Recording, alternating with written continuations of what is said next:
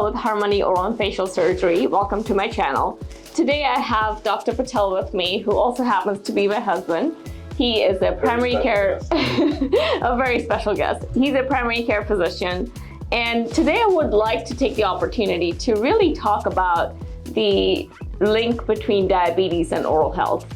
So Jay, why don't we start with what has your experience been from the primary care side, the emphasis on oral health when somebody's diabetic?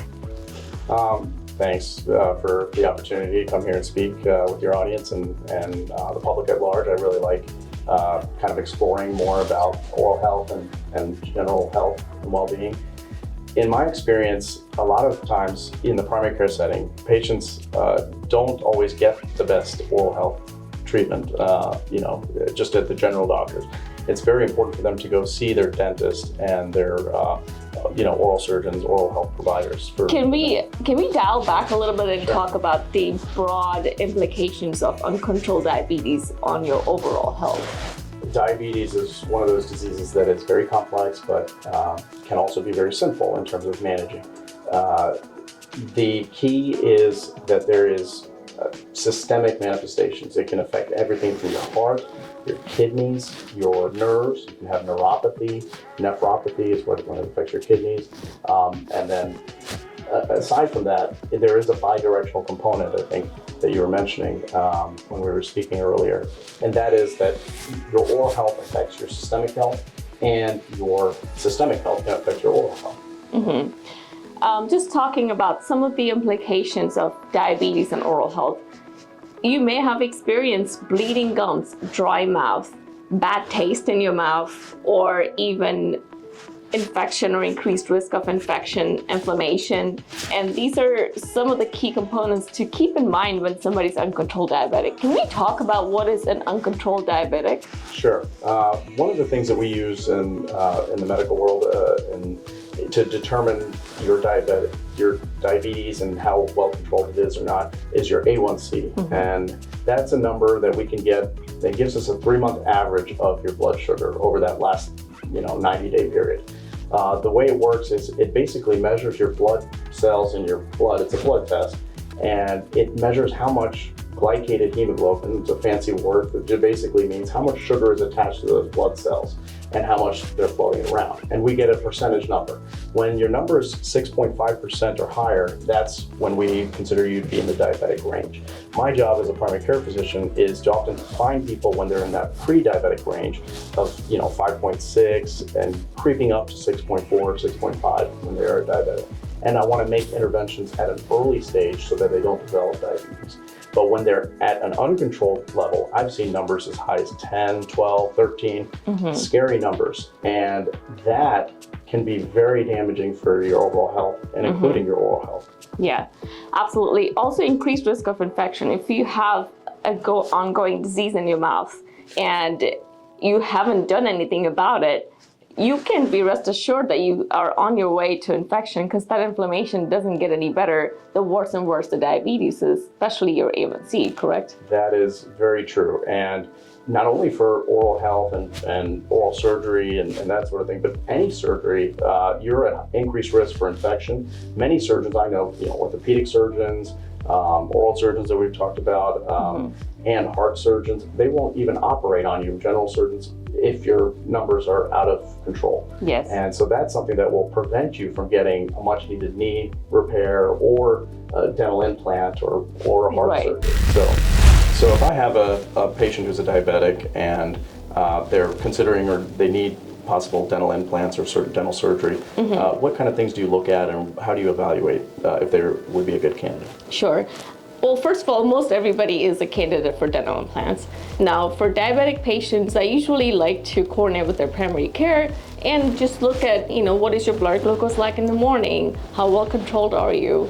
And take it from there, essentially. So I look at their A1C, and usually if it's 10 and under, they're reasonable candidates for dental implants, and they do actually really well. 10 and above, I like to send them back to their primary care and really try to optimize the A1C just so that they can have better results for their investment in the dental implants. Yeah, that makes sense. And that is something that can be easily controlled. I say easily in that everyone can have their A1C under good control if they're working closely with their primary care doctors, their other medical professionals and dental professionals. And they work in a team to help you have the best outcomes for whatever surgery or procedure or your overall health, for that matter. Yeah. I do want to touch upon the point about it being bidirectional. We keep talking about it, but what does it really mean? So really, I think there are three components to this. When you have bacteria in your mouth, which all of us do, right? But somebody who's uncontrolled can have overload of bacteria, especially in that pocket between your gum tissue and your teeth, because uncontrolled diabetes can affect all the tissues in your body, your gum tissue, or your dentition, your bone, everything. So that bacteria overload can lead to more plaque formation, and plaque is essentially your food debris, bacteria, viruses, and even to some extent some fungus, all grouped together in there. And your body will react to this, causing inflammation. If this continues on, that inflammation will break down the gum tissue as well as your bone and your teeth structure. Now things start loosening up. That's right. This phenomena keeps going on. Now your teeth start loosening up. And a lot of times you don't know yourself unless you go get a clinical checkup with the dentist and take x-rays and have a clinical exams where they'll probe around your gums and you'll have bleeding and they can see how much deep that tissue has gone down. Then you get an idea of how worse this disease is. And then another component is the immunologic reaction from your body. Yes. Correct? Yes. And can we relate that to how that inflammation chronically affects you systematically? We know from many studies that chronic inflammation is it's a negative thing for your health. You can have inflammation for a number of different reasons. Generally speaking, if you have a small cut or you bump your toe or injure yourself in some way, you do have an inflammatory response, which is appropriate and normal, physiologic, we call it. But when that inflammation gets out of control or is chronic because of, let's say, poor oral health, bad gum disease, or tooth decay, or other issues, that can cause problems in the body. So that inflammation is something that it's kind of like a bad environment, and you don't want that going into any surgery or any procedure, or generally speaking, you want to control that as early as possible. So the preventative measures that you take by going to your primary physician, by going to your dentist, by going to your other medical providers can really help so that you don't have bigger problems down the road. Mm-hmm.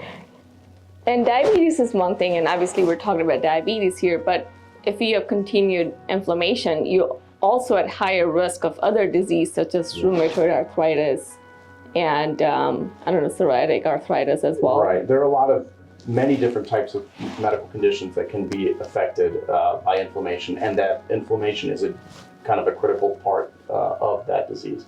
So in general, it is a great idea to keep track of your overall health, make sure you're getting checkups and being evaluated by your physicians and your dental providers to make sure that you're in the best state of health for your well-being. Yeah, having said that, once your diabetes is under control and let's say you move forward with treatment like dental implants, you want to make sure that stays under control, because if it's to be uncontrolled again, meaning your A1C rising up to 10 and above, then you can still lose the dental implants and your bone can continue to recede, and the chronic inflammation cycle keeps going on. That's right. And sometimes you will not even be aware that anything is wrong. That's the biggest threat. Oftentimes when you have a really big medical condition like heart attack, you know something's wrong, everyone else around you knows something's wrong, and you go and get emergency medical care. But the thing that makes primary care challenging and exciting in many ways is we are looking at trying to maintain and preserve health and even prevent health problems at an earlier stage when most people will not even say that they have anything going on that's wrong with them. But the problem becomes, as you know, when people have a dental issue and they can't eat, and then they find out, oh, my diabetes, I have diabetes.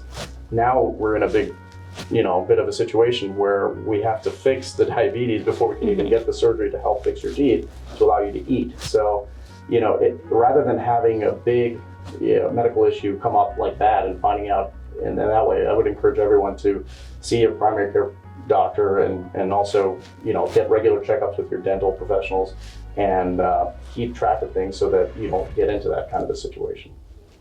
All right.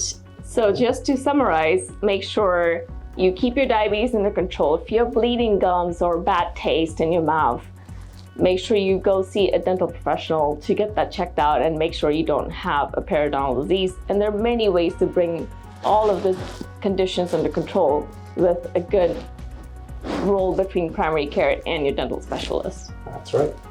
All right, that's a wrap. Thank you so much. Thank you.